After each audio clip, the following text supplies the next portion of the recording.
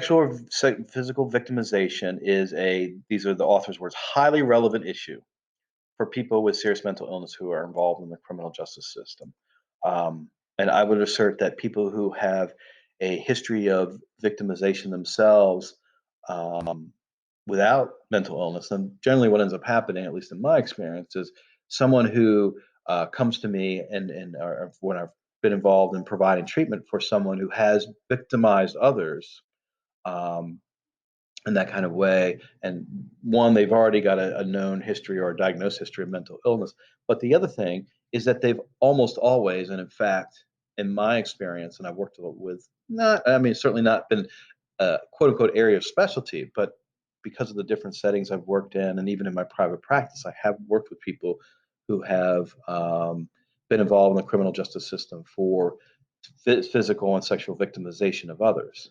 And in every one of those instances, they were in their own past victimized themselves in a physical and or sexual way. So, so this quote unquote highly relevant issue, the authors call it.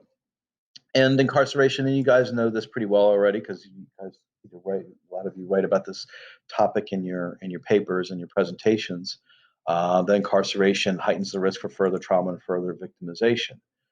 Again, creates this cycle of bringing people in, providing no treatment, and then traumatizing them further, and trauma not just from the lifestyle, but the incidence of further victimization, as we see in this next data point here, about male inmates who are sexually victimized in jail, whether they've been previously victimized or not.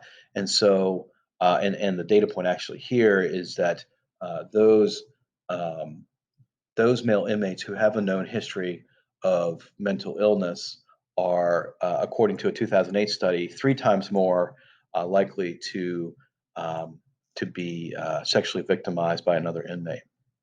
So we have this kind of terrible circular system in which people are traumatized and victimized, which puts them at further risk for criminal justice involvement and antisocial behavior, and then criminal justice involvement, and then they're incarcerated, further traumatized, and sometimes even further victimized,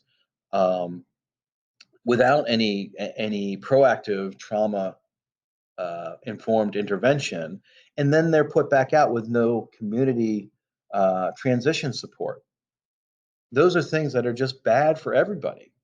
They're bad for the individual, they're bad for the community, and they're bad for the economy. So these are it's just a cycle that just is there's just so many reasons to me to draw awareness, even for those who are not necessarily minded towards social work or have social work values. And I'm talking about policymakers and other stakeholders. There is a very important case to be made, even if you don't care about those individuals, if you see them as throwaway people, that there's a great case to be made about the safety and security of the community and the strength of the local and which rolls up to the macro economy.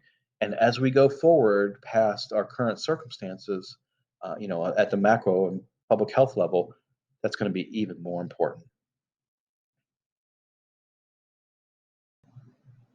So a little bit more from the authors about these, what they call place factors, or community characteristics. So, and again, these are things you guys are very familiar with, I know, because you write about them in your papers and in your presentations, are that communities that have more prevalence of these phenomena here, levels of violence, law enforcement presence, homelessness, unemployment, a sense of desperation among its community people, and a denser infiltration of drug traffickers and drug trafficking and availability of substances of abuse. These are all things that lend to criminogenic risk. So, in other words, people who live in communities, regardless of any type of not just mental health history, but any health history at all. People who live in communities where there's a high prevalence of these are at higher risk regardless of their individual factors and their individual health. They're at higher risk for criminal justice involvement when the communities they live in have these phenomena at a higher prevalence than those who do not.